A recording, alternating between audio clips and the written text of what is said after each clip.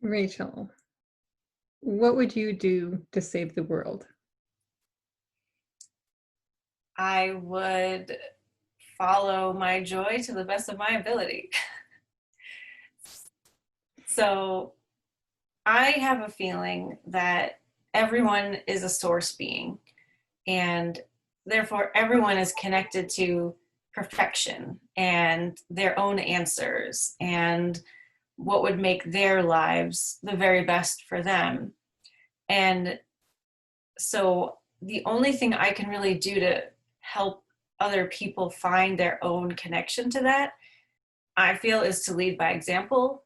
And so I dedicate my life to living in my truth and in my joy. And there's nothing else I can think of that would be a greater contribution to the world than that. Thank you. You're welcome. Awesome. Is your business in line with your stated belief that you just had? And how is your business helping the world? Yes, my business is aligned with my joy and my truth, and I'm constantly updating it because my truth is always getting clearer to me. So the way that I run my business and where I know to focus on in it is by what is most exciting me at that time. And even just talking about it makes me excited. So yes, and then I forgot the other part of the question. How does your business actually help the world? Well, my business helps the world because everything that we do is focused on helping people find their own connection. So as a person, I'm leading by example by living in my own joy and truth. And then my business is dedicated to helping everyone else that is attracted to us to find their own connection and truth. Great. Thank you so much. What would you do to save the world? Okay, to save the world, I would align my inner self so that I could project out the right vibration so that everyone would catch it.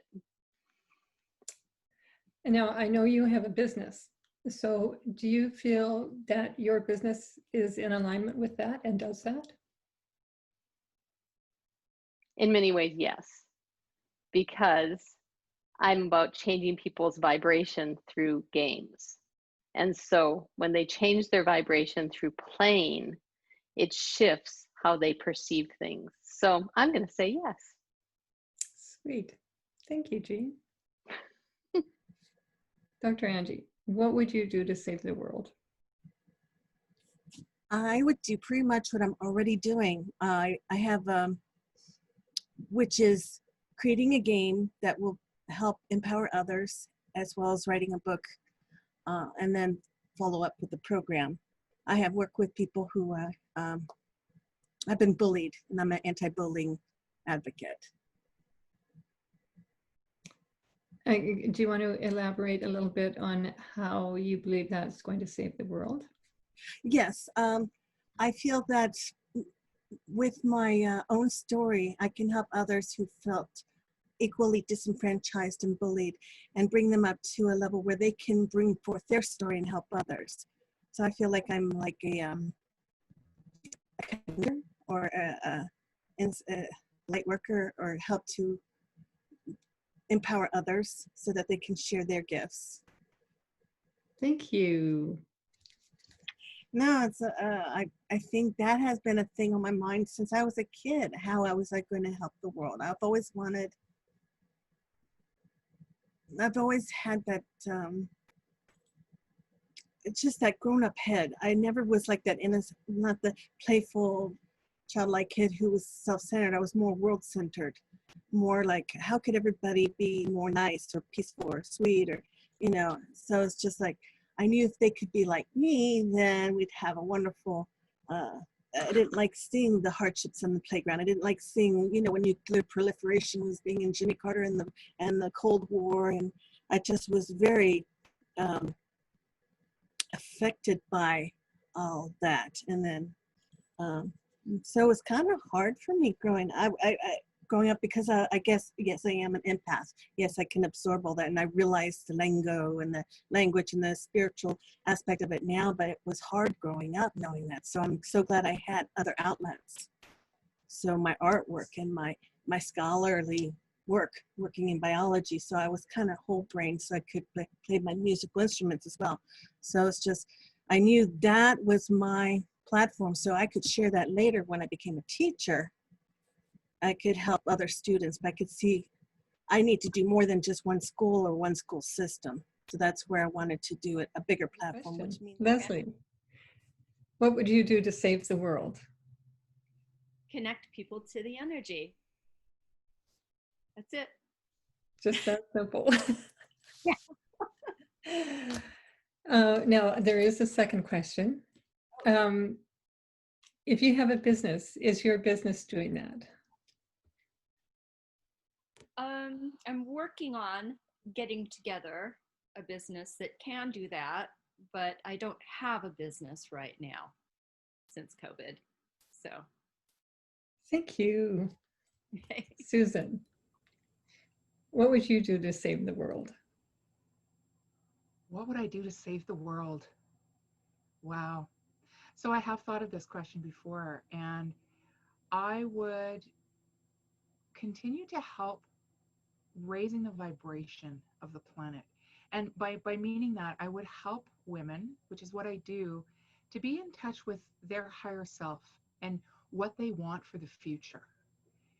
When we all are aligned with who we are, what we do, why we do that, and what we want, I find that it helps us to be more symbiotic with the world and the planet. And it makes us look at the things that are affecting others, the anger, the hate, the planet itself. So it's about peace and, you know, just looking after all that we can that's around us to bring it to a better feeling for us, which is in turn going to help those around us and create that ripple effect for the world.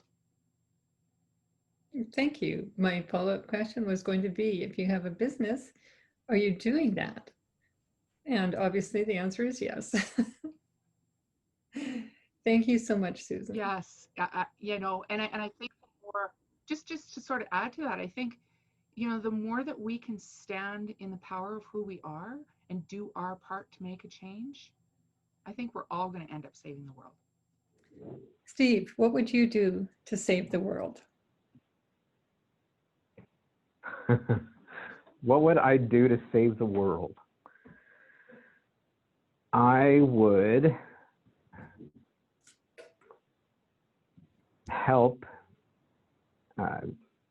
by beginning with listening to other people's stories, and provide the opportunity and the ability to hear one another, to hear where we're at, what we have in agreement with one another, and where we disagree, and bridge the gap between the two. Nice. And I know you have a business, so does your business do that in some Yes, way? it does. Awesome. Yes. Thank you so much. What would you do to save the world? So I do think about that, and I have thought about it. And what I've always come up with is, I feel like, you know, the butterfly wings and has impact on other sides of the world, and you pick up one starfish and at least you've saved one. And I figure if I keep my life in as best order as I can, which makes me even more capable of helping my clients keep their lives in better order, that the impact is like dropping a pebble in a still pond, and then the concentric circles go out to places you would have never seen the impact. So because my area of expertise is helping men and women communicate better in their romantic lives, whether they're in a relationship or they're just learning how to date, what I found is, and it was like a bonus, that I knew it would help the people that were meeting each other face to face or living together. And what I kept hearing was, wow, I'm doing better with my boss. I'm doing better with my coworkers. I'm doing better with my family, my parents, my children, my friends. And so there you see the pebble and the concentric circles that I have no control over, and I don't touch those people. And I feel like because I keep myself as centered as possible and I help them be more centered in the communication that they're doing, that it's having this really long range impact. And who knows, it could impact people in other countries and absolutely make some sort of an impact on the world. So you can tell I really have thought about that. Thank you. Yes. Deborah, what would you do to save the world? I would encourage people to step forward consciously. I would encourage people to really look within and ask themselves, is what I am doing, thinking, or saying helping other people from a genuine place of well-being, joy, and love, and to create a better space in the world, to hold sacred space for people, and to hold the vision of just wanting everyone to have a better life, a calmer life, caring, loving life, prosperous, and all the wonderful things that go with it. And I know you have a business. Does your business teach this or do this? I believe my businesses do. My coaching and consulting for sure. And my marketing business, yes, I believe we do, because we really want to help people grow their business in a proper, conscientious way, and help everybody improve. What we do provides a service to our clients and their potential clients. So yes, I feel it does. Thank you. Thank you. Audrey, what would you do to save the world? It depends on what I'm saving it from. If I'm saving it from hunger, or if I'm saving it from people's thoughts, those are two totally different things, right? Well, So you get to choose. I get to choose. Save the world. Well, I guess it's always people's thoughts first, because when people think better, they do better. And thoughts would be of only their dreams and their goals, and I would help people think about those, their dreams and their goals, and not fear and destruction. So how would I do that? It would be just one person at a time, or small groups at a time. Just telling them there's more to the world than their fears, that there's more abundance out there, there's more faith out there, there's more hope out there than there is the fear of anything. So I'd help them with looking at their faith and not their fear. Do you want me to elaborate more? I know you have a business, so does your business do that? It's called Empowered Living Academy, yes.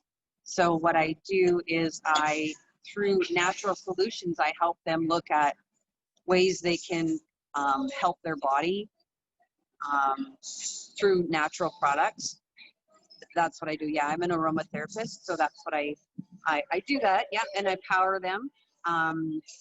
Once the world gets back to a little bit of a normal, I want to do in-person events again for speakers, because I had started that and I loved it. I was getting my speakers together and all of that. So then the word would be getting out there, right? Not that I can't do it online. I'm just trying to figure that out still. But yeah, so get the faith and not fear mindsets to people out in the world. Thank you, Audrey. Julie, what would you do to save the world? Wow. That feels like a very general question, but I mean, for me, food is always important. So I would make sure everybody's fed, make sure everybody's sheltered. Love is important. So make sure that people know that they're loved and that they matter and they're important and they're here for a reason. I'm not quite sure how I go about doing that, but just get the message out with everybody I know, and yeah, and offer my services. I don't know, see what people need and see how I can provide that as best I could. Okay, do you have a business now, and does your business do any of those things, or? So I do have a business now, and in a way, yes, not straightforward, but my business helps people learn I teach people how to connect well with other people, especially during the pandemic. It doesn't matter when. It's all about how relating with and to people and doing it well, so that and starting from the outcome, you want a specific result, means you have to have a good interaction with people. And if people are buying from you your products and services or your programs, they need to feel comfortable and safe with you and feel like, have some kind of a connection with you. And I teach people how to do that.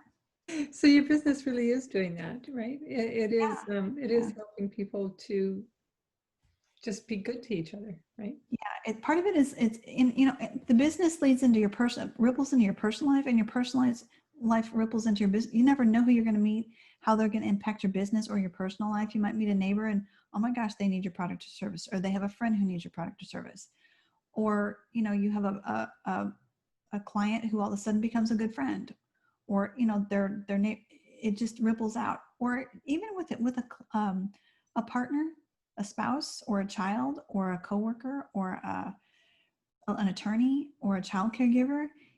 If you can relate well with people, with respect and with kindness and with hearing them, really listening and being genuine, that's the effect that it has on people. People feel heard, they feel acknowledged, understood, versus just assuming, like, you never know. People might have I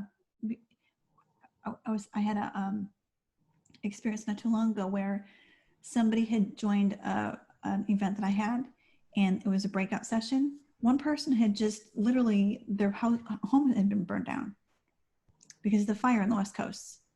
So the other person wasn't exactly, it was more like they were just waiting for that person to finish. No compassion for what that person was experiencing. And of course, you can't connect with someone when one person is going through a life-altering time in their life, a traumatic time. The other person could care less. That's not a good connection. And that's not going to lead the other person to get more leads, or the other person, or the initial person, to want to interact with them further. There's nothing there. But like kindness and compassion, you never know what's going on in people's lives. That's helping them to feel addressed and feel heard and make them feel important and like they matter. Mm-hmm. Or just giving them space if they're having a hard time. People take things personally and they don't need to. So compassion goes a long way. Pelagia, what would you do to save the world? I think I would start small, and I would start with the children, because nothing will change or very little change will happen because of adults. But you can change everything if you change how we look at the children and listen to the children, because they have some pretty awesome ideas, and they have ways to teach us how to save the world, save the planet, save ourselves. So I think I would start there. And like they say that it takes 3 generations to change anything. So if we can get a few of those parents on board, and we can work with their kids, and then they can work with their kids, and so on. I mean, it's not going to happen overnight. This whole mess we're in right now didn't happen overnight. It took generations. But yeah, that's I think where I would start. because like I say, I mean, I have lots of little nieces and nephews, and they're, the way they think and the way things are in their worlds, it's amazing. It's amazing what they come up with. It's amazing how they react. And I'm in awe of them. And I think, my God, when I was their age, none of this would even cross my mind. Or if it had of, I would have been shut down. Their parents don't shut them down. They listen and they explain and they let the kids explain and they go, oh, well, yeah, maybe we should do this that way then. Because it makes sense. The kids make sense. And that's, I think, who we need to listen to. I think that's about it. So do you think there is enough support to keep those children vocal and changing the world? Or do you think we need to look at other ways to support them in addition to their parents, helping them to stay open and voicing their reasoning and their I think it's coming.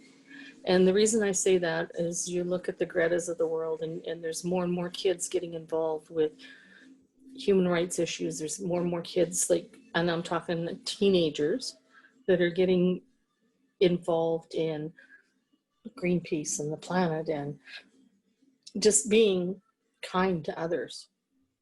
And I think if we can go back into the schools and have some of that at the school level as well, I think that would help the parents. That would be a support for the parents.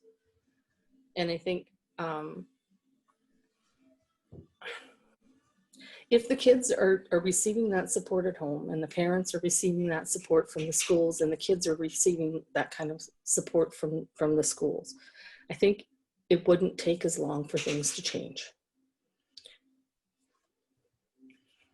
Thank you, Marie. What would you do to save the world?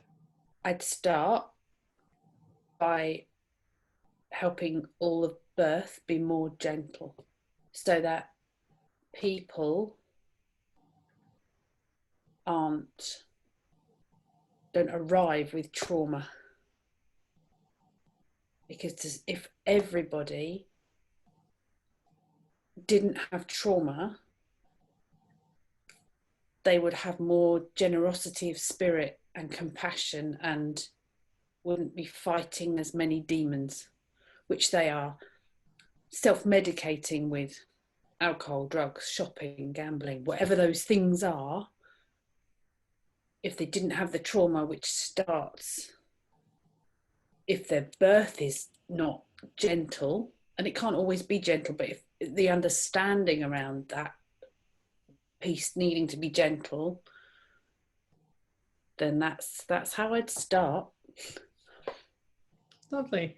And if you have a business, does your business do that, basically? It's starting to.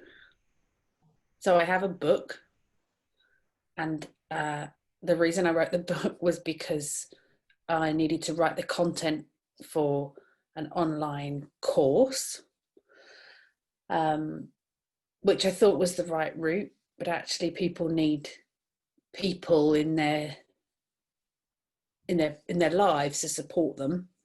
So actually that's becoming more of that. So it's not just people will buy a book to start with and then they will be interested in the course, but actually what they really want is someone to hold them, not physically, but just help be supportive of them.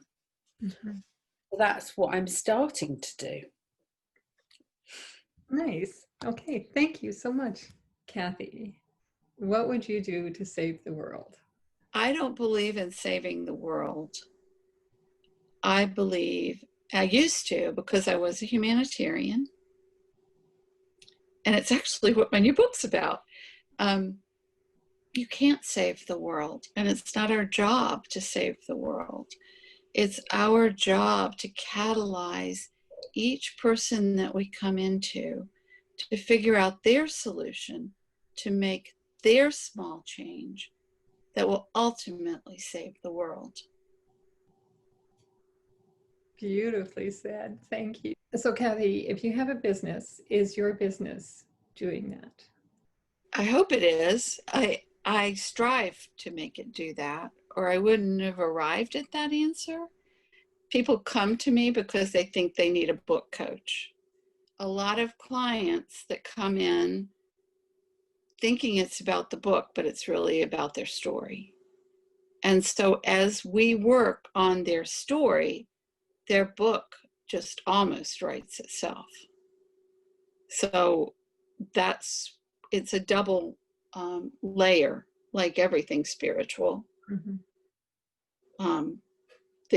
It's what they're doing, and then how their life is changing, and then what they're doing because their life is changing, and then the lessons. It just keeps going up and up and up. Thank you. Thank you very much. Awesome. Loretta, what would you do to save the world? Wake everyone up. Yeah, the world is, I think, saving itself, and humanity in general really, really needs to wake up to unity. We are unified. The crystalline grid of Mother Earth is just it's just coming awake, and it's being unlocked all over the planet. And she knows what she's doing. So it's our choice whether we're going to be part of it or not. And And I know you have a business, and so does your business work towards that? yeah, Alignment Inc., we are together, a consulting company that helps small, medium, and large businesses with strategic planning and B Corp certifications, executive and team building, organizational design, to help align organizations with the new and evolved economy that is coming, getting themselves structured, helping them pivot what they're doing so that they can be in alignment with the new reality that humans are the connection and connectivity with Mother Earth. And we are past the point of destruction and, sucking the resources out of Mother Earth and learning from her wisdom. So we are ready, and there are many, many companies out there already who are far ahead of the game with all the new technologies, and they're no longer using Mother Earth. We are co-creating with Mother Earth.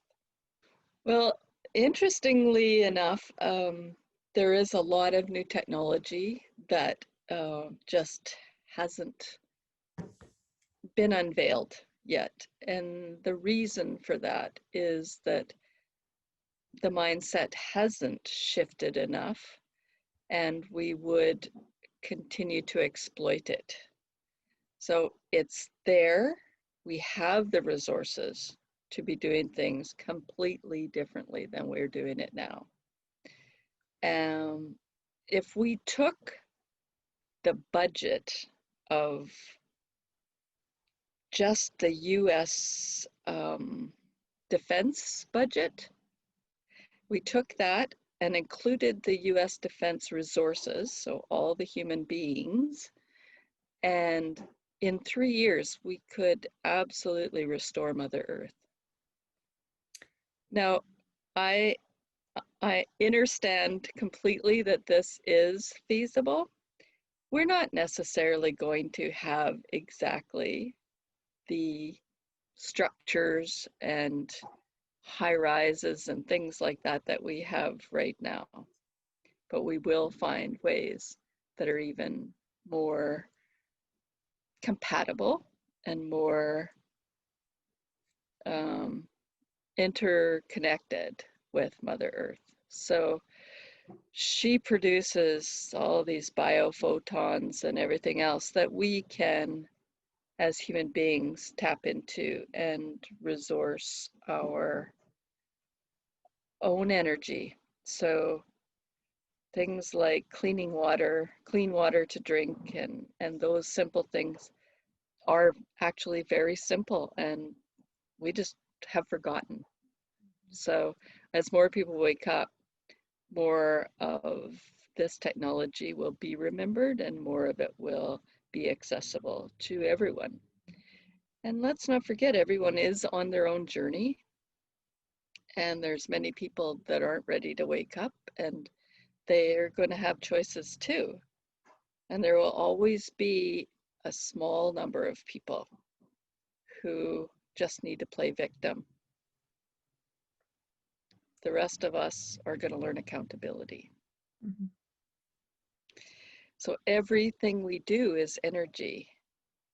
The voice that I'm using, the words that I'm speaking, all carry a frequency.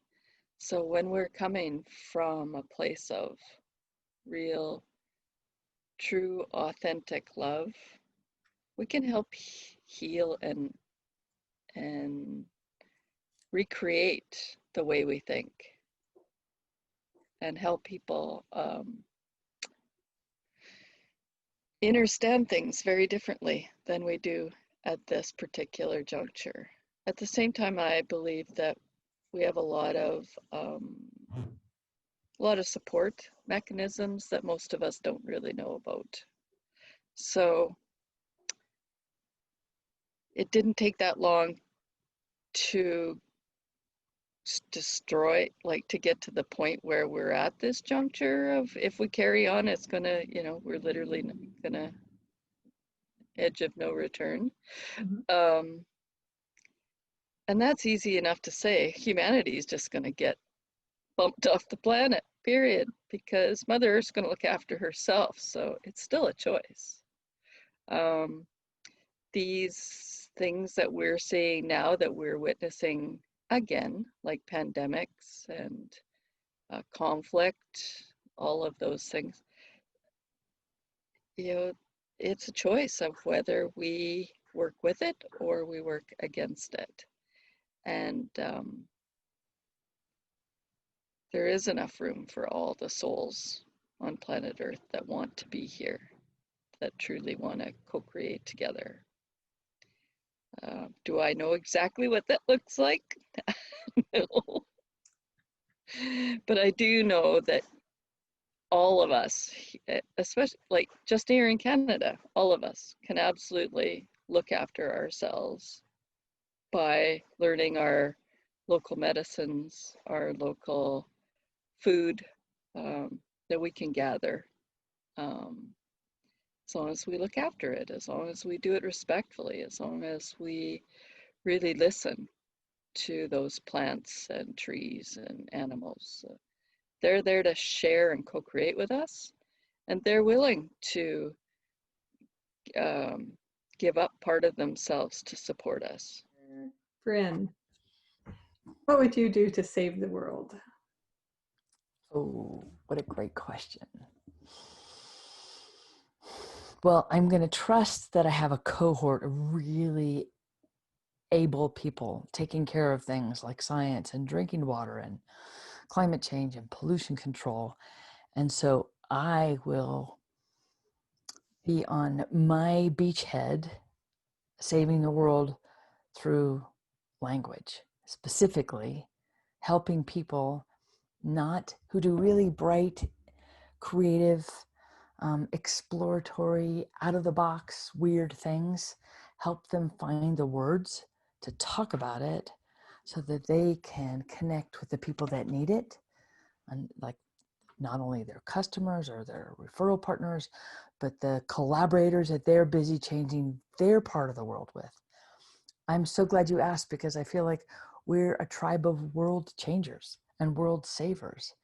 And I would like to help do that by letting people who are creative, out of the box people, not be imprisoned by all the shoulds and ought tos and seatbelts that we all put on our own minds, so that they feel free to be their own genius selves and express themselves fully and be present and move all the needles by the sheer fact of their presence.